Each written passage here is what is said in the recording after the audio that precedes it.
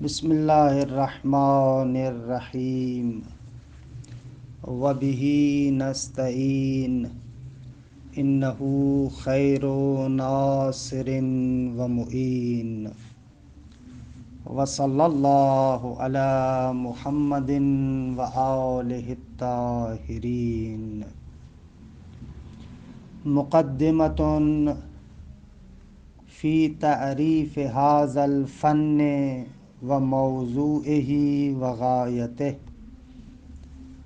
الحکمۃ الالہیۃ علم یبحث فیہ عن احوال الموجود بما هو موجود، وموضوعها الذی یبحث فیہ عن اعراضه الذاتیہ هو الموجود بما هو موجود، وغایتها معرفة الموجودات على وجه کلی وتمییزها مما لیس بموجود حقیقی۔ الحمدللہ ہماری گفتگو بدایت الحکمت میں ہے۔ مقدماتی طور پر 3 جلسات میں چند نکات کو آپ کے سامنے عرض کیا اور قرار ہوا کہ اب آہستہ آہستہ اصل کتاب میں وارد ہوں، اور جو اہم ترین نکات ہوں گے مختلف مناسبتوں سے کتاب کے دوران ان کو بیان کیا جائے گا۔ بدایہ کا آغاز ایک مقدمے سے ہو رہا ہے، اور اس مقدمے میں 3 چیزوں کے بارے میں گفتگو ہوگی۔ پہلی چیز، حکمت الہی کی تعریف کیا ہے۔ 2، اس کا موضوع کیا ہے۔ 3، اس کی غایت کیا ہے۔ اسلامی دنیا کے اندر یہ جو فلسفے کی تیسری قسم ہے، یعنی فلسفہ الہی، مقدمے میں عرض کیا تھا کہ فلسفہ تمام علوم عقلیہ کو پہلے کہتے تھے، ان تمام علوم حقیقیہ جو اعتباری علوم کے علاوہ ہیں ان کو تقسیم کرتے تھے نظری اور عملی میں، کہ نظری میں ریاضیات، طبیعیات اور الہیات ہیں، اور عملی میں اخلاق، تدبیر منزل اور سیاست ہے۔ یہ پہلے عرض کیا میں نے۔ لیکن ہماری مراد فلسفے سے یہاں پر وہی الہیات ہے، علم الہی ہے، کہ ہمارے ہاں مسلمانوں نے بعد میں اس فلسفہ الہی کو حکمت الہی کے نام سے بھی یاد کیا۔ حکمت الہی یعنی وہی فلسفہ الہی۔ تو ہم بھی یہاں پر جو گفتگو کریں گے اسی حکمت الہی اور فلسفہ الہی کے بیان میں ہے۔ تو مرحوم علامہ رحمۃ اللہ علیہ بدایہ کے اندر جو مقدمہ ذکر کرتے ہیں، آغاز میں ان 3 چیزوں کو بیان کرتے ہیں: حکمت الہی کی تعریف، اس کا موضوع اور غایت۔ اچھا، یہ پرانے زمانے سے طریقہ چلا آ رہا ہے کہ اس علم کے اصلی مباحث میں وارد ہونے سے پہلے مقدمے کے طور پر کم از کم ان 3 چیزوں کے بارے میں گفتگو کرتے تھے: اس علم کی تعریف، اس علم کا موضوع اور اس علم کی غایت، اور اسی سنت حسنہ کی پیروی کرتے ہوئے مرحوم علامہ بھی بدایہ کے اندر اسی طریقے سے عمل کرتے ہیں۔ اچھا، اجمالی طریقے سے میں ان تینوں چیزوں کی وجہ اور علت بھی بیان کروں۔ علم منطق میں معمولاً اس نقطے کو بیان کرتے ہیں، جیسے شرح شمسیہ وغیرہ ہے، وہاں پر یا حاشیہ ملا عبداللہ وغیرہ میں اس نقطے کو بیان کرتے ہیں کہ کسی بھی علم میں وارد ہونے سے پہلے اس علم کی تعریف کیوں کرتے ہیں، موضوع کو کیوں بیان کرتے ہیں، اور غایت کو کیوں بیان کرتے ہیں۔ اجمالی طریقے سے اس کا بیان یہ ہے کہ جیسے ہی انسان علم کا آغاز کرتا ہے اور اس علم کی اگر انسان تعریف کرے تو اس علم کا ایک اجمالی سا خاکہ انسان کے ذہن میں آ جاتا ہے. اس تعریف کے بدولت شاگرد کے ذہن میں ان مسائل کا ایک اجمالی خاکہ آ جاتا ہے، ایک خاص قسم کی بصیرت اور روشنی اس علم کے مسائل کے بارے میں آ جاتی ہے. تو اس اعتبار سے سب سے پہلے تعریف کرتے ہیں تاکہ شاگرد مطمئن رہے، اسے پتہ چلے کہ آگے کیا پڑھنے والا ہے اور اس کے سامنے ہم کیا بیان کرنے والے ہیں. دوسرے مرحلے میں علم کے موضوع کو بیان کرتے ہیں کہ بہرحال موضوع کے بارے میں تو بہت ہی تفصیلی گفتگو ہے، میں ان تمام گفتگوؤں کو تو یہاں پر نہیں کروں گا، لیکن چند باتیں ضرور عرض کروں گا. موضوع علم در حقیقت اس وجہ سے بیان کرتے ہیں کہ یہ موضوع کسی بھی علم کا وہ محوری اور مرکزی نقطہ ہوتا ہے کہ اس علم کے تمام مسائل اسی محور اور مرکز کے گرد گھومتے ہیں. یعنی یہ ایسا نقطہ ہے کہ اس علم کے تمام مسائل کو آپس میں جوڑتا ہے. مثال دوں میں آپ کو ایک، آپ علم صرف پڑھتے ہیں. خوب علم صرف میں کلمہ اپنی ساخت کے اعتبار سے علم صرف کا موضوع ہے. کلمہ ساخت کے اعتبار سے اسے کیسے صیغے بنائے جائیں، اسے کون کون سے صیغے بنتے ہیں، صیغے کون کون سے ہوتے ہیں، پھر ان کی خصوصیات کیا ہیں، یہ سارے مسائل جو آپ صرف میں مختلف گردانوں کی شکل میں پڑھتے ہیں وہ در حقیقت اسی کلمے کے گرد گھومتے ہیں.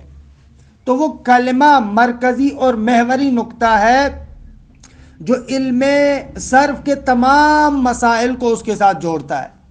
یعنی علم صرف کے جتنے بھی مسائل ہیں وہ آ کر اسی کلمے کے ساتھ جڑ جاتے ہیں. یہ کلمے کا مرکزی اور محوری کردار ہوتا ہے کہ انشاءاللہ اس کی وضاحت تھوڑی سی پھر بھی میں آگے کرتا ہوں.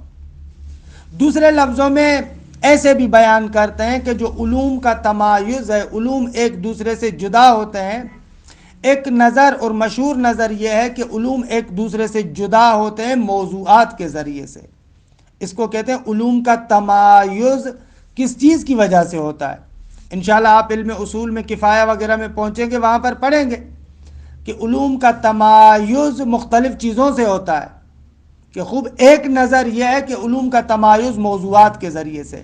علم صرف نحو سے کیوں جدا ہوتا ہے؟ موضوع کے ذریعے سے. علم نحو علم منطق سے کیوں جدا ہوتا ہے؟ موضوع کے ذریعے سے. تو بہرحال موضوع کی بھی جانکاری ہونی چاہیے. تیسرے مرحلے میں اس علم کی غایت اور ہدف کو بیان کرتے ہیں. مقصود یہ ہوتا ہے کہ اس علم کا کون سا نتیجہ ہے. اگر میں اس علم کو حاصل کروں، اگر میں اس علم کو پڑھوں تو بہرحال اس کے کون سے نتائج ظاہر ہوں گے، کون سے فوائد مجھے ملیں گے. تو یہ اس غایت علم میں ذکر کیا جاتا ہے تاکہ شاگرد جب اس علم میں وارد ہوتا ہے تو شوق اور شغف کے ساتھ وارد ہو. بھائی اس علم کا یہ فائدہ ہے، یہ فائدہ ہے، یہ فائدہ ہے. اس اعتبار سے غایت کو بھی ذکر کرتے ہیں. اچھا، آتے ہیں مرحوم علامہ کے بیان کی طرف. مرحوم علامہ سب سے پہلے اس حکمت الہی کی تعریف کرتے ہیں. حکمت الہی کسے کہتے ہیں؟ ہم بھی ابتدا میں آغاز میں جو مرحوم علامہ کا بیان ہے اس کی ایک سادہ سی اور ابتدائی شرح آپ کے سامنے بیان کریں گے، اور وہ مطلب جب تمام ہو جائے گا اور آخر میں اگر ضرورت محسوس کی تو کچھ اور توضیحات بھی عرض کریں گے. لیکن پہلے مرحلے میں جو بدایہ کی حد تک مطلب آتا ہے اس کو بیان کریں گے. اچھا، حکمت الہی یا فلسفہ الہی کی تعریف کیا ہے؟ مرحوم علامہ فرماتے ہیں حکمت الہی یا فلسفہ الہی ایک ایسا علم ہے جو موجود بما ہوا موجود کے احوال اور خصوصیات کے بارے میں بحث کرتا ہے. دقت کیجئے گا، یہ جملات نپے تلے ہیں. حکمت الہیہ تعریف کیا ہے؟ یہ کون سا علم ہے؟ آغاز میں فرماتے ہیں حکمت الہیہ ایک ایسا علم ہے جس میں ایک موجود کے احوالات اور خصوصیات کے بارے میں گفتگو ہوتی ہے. موجود کے احوالات اور خصوصیات کے بارے میں. البتہ موجود بما ہوا موجود، موجود اس جہت سے کہ وہ موجود ہے، اس کے احوالات کے بارے میں گفتگو حکمت الہیہ اور فلسفے میں ہوتی ہے۔ خوب یہاں پر طبی بات ہے کہ سب سے پہلے ہمیں اس نقطے کو روشن کرنا ہوگا کہ یہ آخر علامہ کیوں یہاں پر قید لگا رہے ہیں موجود بما ہوا موجود کے احوالات کے بارے میں۔ اس مطلب کی مختصر وضاحت یہ ہے، دیکھیں ایک موجود آپ اپنے سامنے رکھیں، اس موجود کے مختلف احوالات ہوتے ہیں، مثلا اس کے بعض احوالات اور بعض خاصیتیں اس کے خاص قالب کی وجہ سے ہوتی ہیں، موجود اس قالب میں ہے لہذا اس کی کچھ یہ خصوصیات ہے۔ ایسے ہوتا ہے، مثلا مثال دوں میں آپ کو، آپ نباتات کو اٹھا لیں، پودوں کو اٹھا لیں۔ خوب یہ جو نباتات ہیں، پودے ہیں، ایک تو یہ موجودات میں سے موجود ہیں، لیکن موجودات میں سے بھی خصوصیت سے یہ نباتات ہیں۔ ان کا قالب اور ان کا ڈھانچہ کون سا ہے؟ یہ نباتات ہیں، حیوانات نہیں ہے، انسان نہیں ہے، کوئی اور موجود نہیں ہے، آسمان نہیں ہے۔ خوب یہ نباتات مد نظر رکھیں۔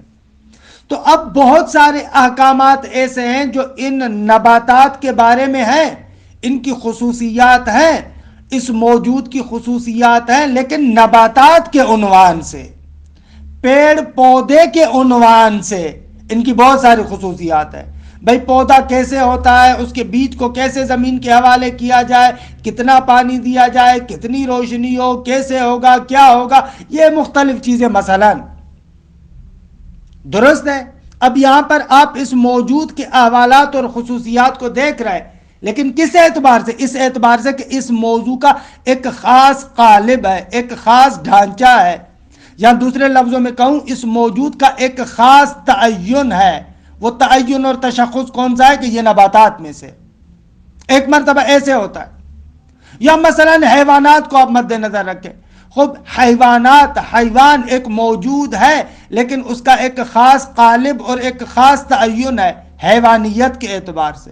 خب کسی علم میں آتے ہیں، حیوان کے بارے میں گفتگو کرتے ہیں اس کی حیوانیت کی جہت سے۔ یا مثلا انسان موجودات میں سے ایک موجود ہے، انسان ہے، لیکن اس کا ایک خاص قالب ہے، ایک خاص ڈھانچہ ہے اور ایک خاص تعین ہے۔ بابا یہ انسان ہے، پیڑ پودا تھوڑی ہے، یہ انسان ہے، حیوان تھوڑی ہے، یہ انسان ہے، فلاں موجود نہیں ہے۔ خود انسان کے عنوان سے ہم اس موجود کے ان خصوصیات کو مد نظر رکھتے ہیں۔ تو ایک مرتبہ ایسے ہوتا ہے کسی بھی موجود کو آپ مد نظر رکھتے ہیں، لیکن وہ جو خصوصیات ہیں، وہ جو احکامات ہیں، وہ جو احوالات ہیں، اس کے خاص قالب کے عنوان سے، خاص تعین کے عنوان سے کہ یہ فلاں موجود ہے لہذا اس کے یہ احکامات ہیں اور اس کی یہ خاصیتیں ہیں۔ یہ ایک طرح کا نحوہ گفتگو ہے، درست ہے۔ دوسری مرتبہ ہم موجود کو دیکھتے ہیں لیکن نہ اس اعتبار سے کہ اس کا ایک خاص قالب اور خاص ڈھانچہ اور خاص تعین ہے۔ مثلا پیڑ پودے کو مد نظر رکھیں، آپ نباتات کو مد نظر رکھیں۔ خوب نباتات کی میں خاصیتوں کو دیکھنا چاہتا ہوں، احوالات کو دیکھنا چاہتا ہوں، لیکن نہ اس عنوان سے کہ یہ نباتات میں سے ہے، بلکہ اس کی خاصیتوں کو اس اعتبار سے کہ موجودات میں سے ایک موجود ہے، یعنی اس کی وہ خصوصیات جو اس کے وجود کے اعتبار سے ہیں، اس کی وہ خصوصیات جو ہستی کے اعتبار سے ہیں، ان خصوصیات کو دیکھتا ہوں۔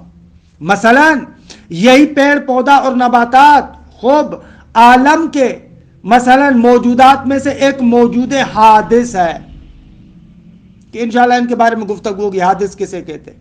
یا مثلا یہ ممکن الوجود ہے، یا مثلا یہ معلول ہے، مثلا اس میں حیثیت بالفعل اور حیثیت بالقوہ ہے۔ اس طریقے کے بہت سارے ایسے احکامات کہ جو اس نباتات کے لیے، اس نبات کے لیے اس کی وجودی جہت کے اعتبار سے، موجودیت کے اعتبار سے خصوصیات اور احکامات ہیں، ان کو مد نظر رکھتا ہوں۔ اچھا یہ جو خصوصیت سے موجودیت کے عنوان سے اس کے احکام اور آثار ہیں وہ اس نبات کے ساتھ مخصوص نہیں ہے. خوب یہی احکام اور آثار نباتات میں بھی ہیں، حیوانات میں بھی ہیں، انسان میں بھی ہیں، بہت سارے موجودات میں آتے ہیں. کیونکہ وہ نباتات اس عنوان سے کہ موجودات میں سے ایک موجود ہے، خوب یا علت ہے یا معلول ہے، یا حادث ہے یا قدیم ہے. خوب یہ حیثیت تو اس نباتات کے ساتھ مخصوص نہیں ہے، حیوانات میں بھی ایسے. خوب یا حادث ہے یا قدیم ہے، یا معلول ہے یا علت ہے، یا بالقوہ ہے یا بالفعل ہے، یا واجب ہے یا ممکن ہے. یہ ایسے احکامات اور خصوصیات ہیں کہ جو اس پیڑ پودے کے ساتھ مخصوص نہیں، نبات کے ساتھ مخصوص نہیں. بس دوسری مرتبہ ہم کسی بھی موجود کو مد نظر رکھتے ہیں تو وہاں پر اس موجود کے ان احکامات کو مد نظر رکھتے ہیں. دوسرے لفظوں میں کسی بھی موجود کو آپ دیکھیں، اس موجود کے بارے میں جو آپ کی گفتگو ہوتی ہے، جب آپ اس کے بارے میں بحث کرتے ہیں تو دو طریقوں سے بحث کرتے ہیں. ایک مرتبہ بحث کرتے ہیں کہ اس موجود کے تعین خاص کو مد نظر رکھتے ہوئے جو اس کے احکامات ہیں، جو اس کی خصوصیات ہیں، ان کے بارے میں گفتگو کرتے ہیں. علامہ فرماتے ہیں کہ ان چیزوں کے بارے میں گفتگو فلسفہ نہیں ہے. خود فلسفہ یہ تھوڑی ہے کہ ایک موجود کے تعین خاص کے اعتبار سے جو اس کے احوالات ہیں اور اس کی خصوصیات ہیں ان کے بارے میں گفتگو کرنا فلسفہ نہیں ہے. بلکہ فلسفہ یہ ہے کہ کسی بھی موجود کے بارے میں جب آپ گفتگو کریں اس کی ان خصوصیات کے بارے میں گفتگو کریں جو اس کی خصوصیات موجودیت کے اعتبار سے ہیں، ہستی کے اعتبار سے، موجودیت کے اعتبار سے جو اس کی خصوصیات ہیں، ان خصوصیات کے بارے میں جو گفتگو ہوتی ہے وہ فلسفہ ہے. اچھا، یہاں سے ایک دقیق نقطہ سمجھ میں آیا. وہ نقطہ یہ ہے کہ آپ فلسفے سے ہر قسم کی معلومات کی توقع نہ رکھیں. بہت سارے لوگ ہوتے ہیں وہ آ کر یہ توقع رکھتے ہیں کہ بھئی فلاں بندہ فلسفہ پڑھا ہوا ہے یا فلسفہ پڑھتا ہے تو بس اس بات کا بھی جواب دو، اس بات کا بھی جواب دو، اس بات کا بھی جواب دو. خب یہ توقع ہی غلط ہے، کیونکہ جو حکمت الہی ہے، فلسفہ الہی ہے، موجود کے مخصوص احکامات کے بارے میں گفتگو کرتا ہے. وہ احکامات جو اس کے وجود کے اعتبار سے، جو اس کی ہستی کے اعتبار سے، ان احکامات کے بارے میں گفتگو کرتا ہے. اور ظاہراً یہی وہ بنیادی تفاوت ہے جو فلسفے کو سائنس اور علوم تجربی سے جدا کرتا ہے. آپ سائنس اور علوم تجربی میں آئے، سائنس اور علوم تجربی کے اندر بھی موجودات کے بارے میں گفتگو ہوتی ہے، لیکن وہاں پر گفتگو ہوتی ہے موجود کو تعین خاص کے عنوان سے دیکھتے ہوئے. مثلا علوم تجربیہ میں سے مثلا ایک علم ہے جو گیا شناسی تعلق رکھتا ہے، نباتات کے ساتھ تعلق رکھتا ہے، پیڑ پودوں کے ساتھ اس کی گفتگو ہے، لیکن اس کی گفتگو کا مرکز و محور یہ نباتات ہونا ہے، اس کی نباتی حیثیت، پیڑ پودا ہونا. اس پیڑ پودے کے عنوان سے جو خصوصیات ہیں، جو احکامات ہیں، اس علم کے اندر وہ مورد بحث ہے. یا مثلا اسی طریقے سے علوم تجربی میں سے بہت سارے علوم خود حیوانات کے بارے میں گفتگو کرتے ہیں، لیکن وہاں پر بھی اس موجود کے بارے میں گفتگو ہے، لیکن اس کے تعین خاص کے اعتبار سے، حیوانی اعتبار سے جو اس کے احکامات ہیں، جو اس کی خصوصیات ہیں، ان کے بارے میں گفتگو ہے.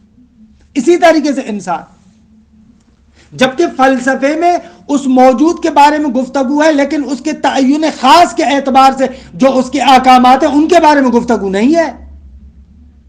فلسفے میں نباتات کے بارے میں بھی گفتگو ہے، حیوانات کے بارے میں بھی گفتگو ہے، انسان کے بارے میں بھی گفتگو ہے، تمام موجودات کے بارے میں گفتگو ہے، لیکن ان کے تعین خاص کے عنوان سے جو احکامات ہیں وہ مورد بحث نہیں ہے. نباتات کے عنوان سے جو احکامات ہیں وہ فلسفے میں مورد بحث نہیں. حیوانات کے بارے میں فلسفے میں بحث ہے، لیکن حیوانات کے بارے میں جو حیوان کے حیوانیت کے اعتبار سے خصوصیات اور احکامات ہیں وہ مورد بحث نہیں ہے. لہذا آپ کبھی بھی فلسفہ الہی سے، حکمت الہی سے ان سائنسی مسائل کی توقع نہ رکھیں. اصلاً دونوں کا حوزہ اور دونوں کا قلمرو بالکل جدا ہے. ان تجربی علوم کے اندر ان تعینات خاص اور ان قوالب خاص کے بارے میں گفتگو ہوتی ہے، فلسفے میں ایسے نہیں ہے. فلسفے میں کیا ہے؟ فلسفے میں کسی بھی موجود کے بارے میں گفتگو اس کی موجودیت کی جہت سے، ہستی کی جہت سے، موجود ہونے کے اعتبار سے جو اس کے احکامات ہیں، خصوصیات ہیں، ان کے بارے میں گفتگو کریں گے کہ انشاءاللہ آہستہ آہستہ آپ کو پتا چلے گا کہ موجود بما ہوا موجود، موجود کے عنوان سے جو اس کے احکامات ہیں وہ کون کون سے احکامات ہیں۔ اچھا، میرے اس بیان سے روشن ہو گیا کہ مرحوم علامہ اس تعریف کے اندر کیوں زور دے رہے اس نقطے پر کہ حکمت الہی ایک ایسا علم ہے جو احوال موجود کے بارے میں گفتگو کرتا ہے، لیکن بما ہوا موجودن، بما ہوا موجودن یہ قید اس لیے ہے تاکہ آپ کو بتایا جائے، آپ کو پتا چلے کہ موجود کے ہر طرح کے احوالات اور خصوصیات فلسفے میں مورد بحث واقع نہیں ہوتے، بلکہ وہ احوالات اور وہ خصوصیات فلسفے میں مورد بحث ہوتی ہیں جو موجودیت کے عنوان سے، ہستی کے عنوان سے، وجود کے اعتبار سے وہ خصوصیات محل بحث ہیں۔ اچھا، یہ ہو گئی فلسفے کی تعریف۔ کارن یہاں سے یہ بھی روشن ہو گیا کہ علم فلسفے کا موضوع کیا ہے۔ خوب ظاہر سی بات ہے کہ علم فلسفے کا حکمت الہیہ کا موضوع موجود بما ہوا موجود ہے، موجود اس جہت سے کہ موجود ہے۔ خوب یہ اس کا موضوع ہے۔ اچھا آگا اس کی غایت کیا ہے یہ بھی روشن ہو گئی۔ فلسفے کی غایت کیا ہے؟ فلسفے کی غایت فرماتے ہیں کہ موجود کے احکامات کلی کی معرفت ہے، موجود کے جو احکامات کلی ہیں ان احکامات کلی کی معرفت ہے۔ اچھا، احکامات کلی یعنی کیا؟ احکامات کلی ابھی میری اس تعریف سے اور اس بیان سے آپ کے لیے روشن ہو گیا۔ موجود کے کچھ احکامات ہیں اس کے تعین خاص کے اعتبار سے، وہ ہم آپ کو نہیں بتائیں گے۔ اس کی موجودیت کے اعتبار سے جو خصوصیات ہیں وہ ہم آپ کو بتائیں گے۔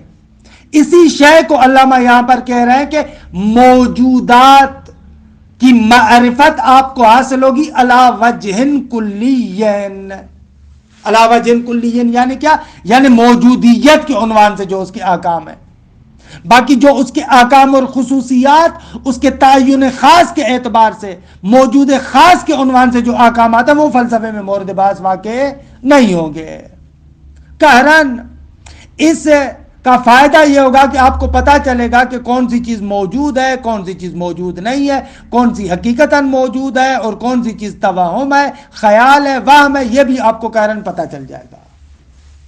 یہ آغاز میں علامہ اس کو بیان کرتے ہیں کہ تقریباً جو ابتدا میں انہوں نے اجمالی طور پر فلسفے کی حکمت الہی کی تعریف، موضوع اور غرض و غایت بیان کی، اس کا ہمیں پتہ چل گیا۔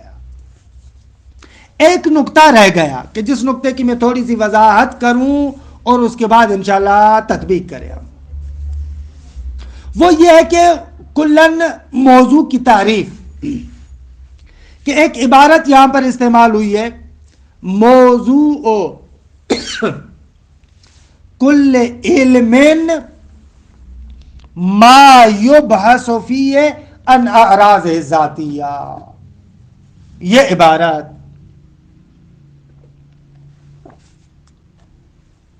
اس کا تھوڑا سا معنی کروں، یعنی کیا؟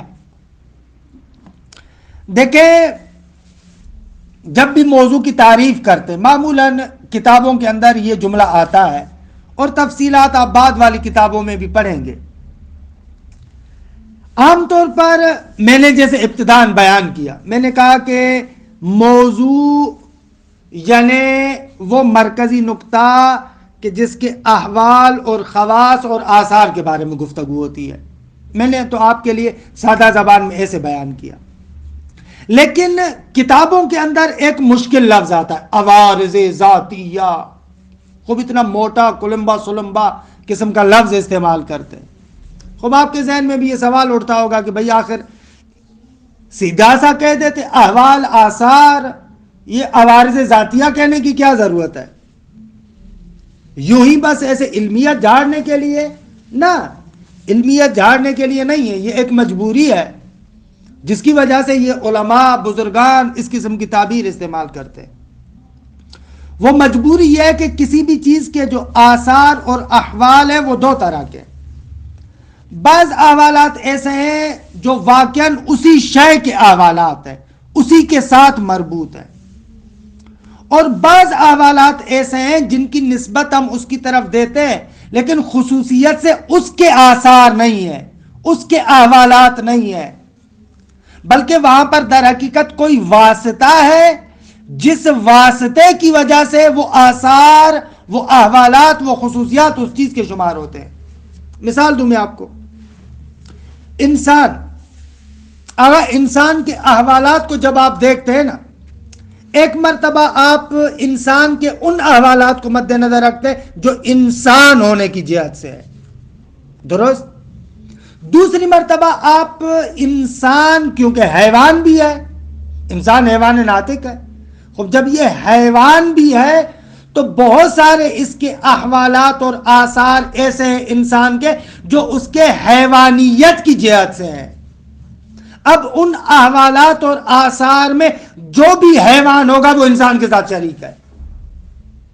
تو ہم فلسفے کے اندر یا کسی بھی علم کے اندر جب کہتے ہیں نا موضوع کل علم ما یبحث فیہ عن عوارضہ الذاتیہ، یعنی بذات خود اس شے کے آثار جو ہے وہ جو انسان کے آثار ہیں، نہ وہ آثار جو حیوانیت کی جہت سے ہے، نہ انسانیت کی جہت سے جو اس کے آثار ہیں، ان آثار کو کہتے ہیں عوارض ذاتیہ۔ یا دوسرے لفظوں میں عوارض ذاتیہ یعنی وہ احوال اور آثار جو واسطے کے بغیر اس شے پر حمل ہوتے ہوں، درست ہے؟ اب وہ احوال و آثار چاہے اعم ہوں، اخص ہوں، مساوی ہوں، فرق نہیں پڑتا، لیکن بغیر واسطے کے اس کے آثار ہوں۔ لیکن اگر احوالات اس شے کے ہوں لیکن واسطے کے ذریعے سے اس پر عمل ہوتے ہیں، مثلا جیسے انسان کی کچھ خصوصیات اور کچھ احوالات جو حیوانیت کی جہت سے اس کے لیے ثابت ہیں، خوب ان احوالات کو ہم عرض ذاتی نہیں کہیں گے۔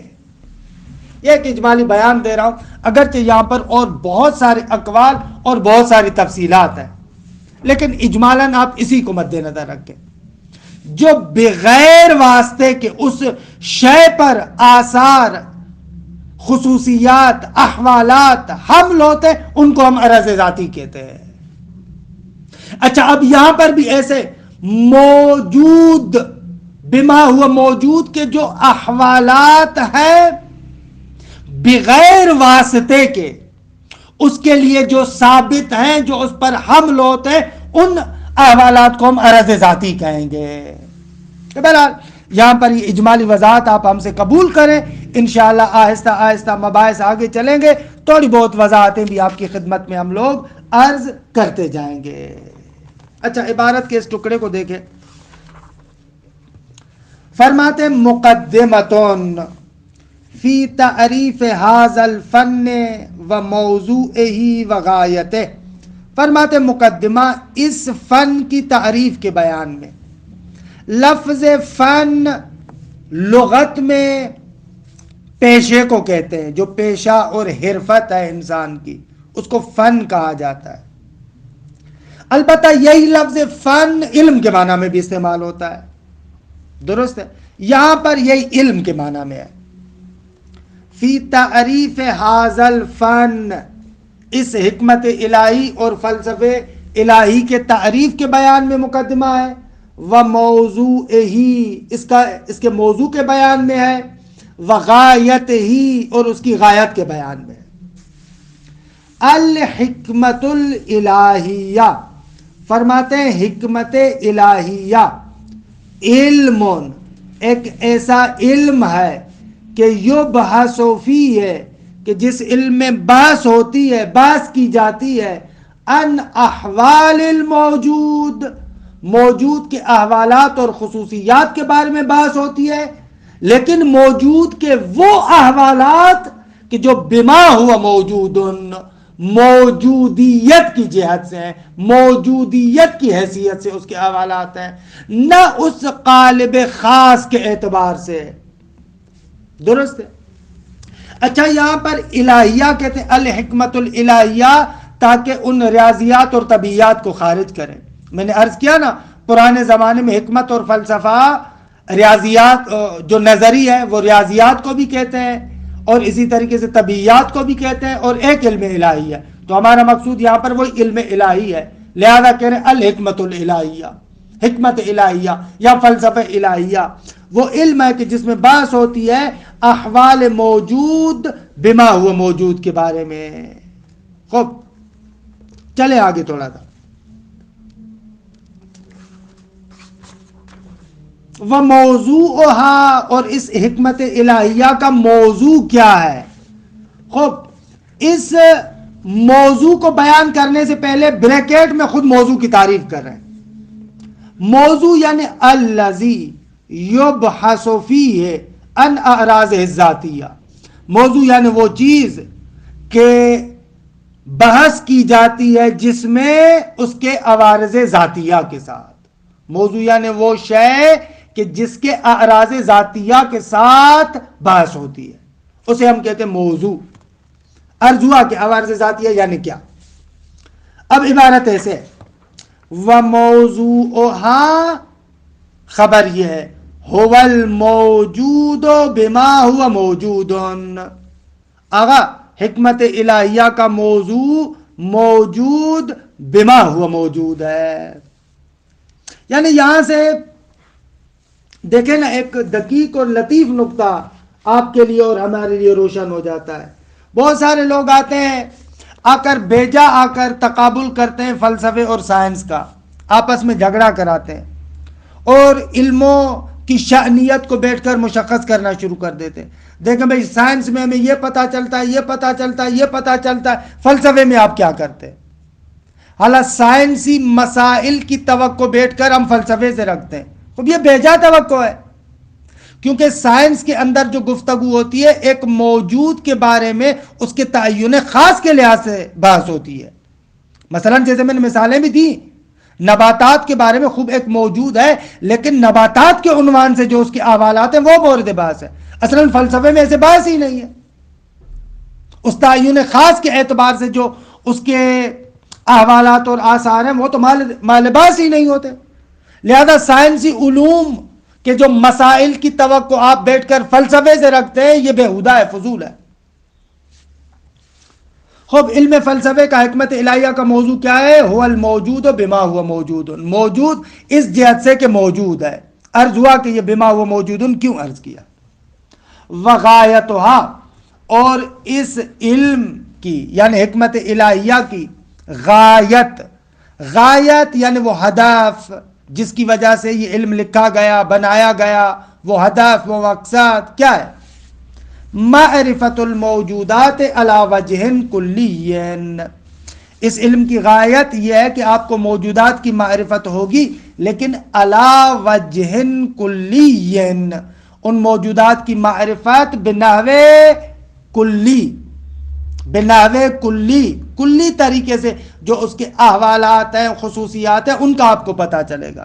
خوب کلی طریقے سے یعنی کیا عرض کیا؟ یعنی وہ احوالات، وہ خصوصیات جو اس کے موجودیت کی جہت سے ہیں.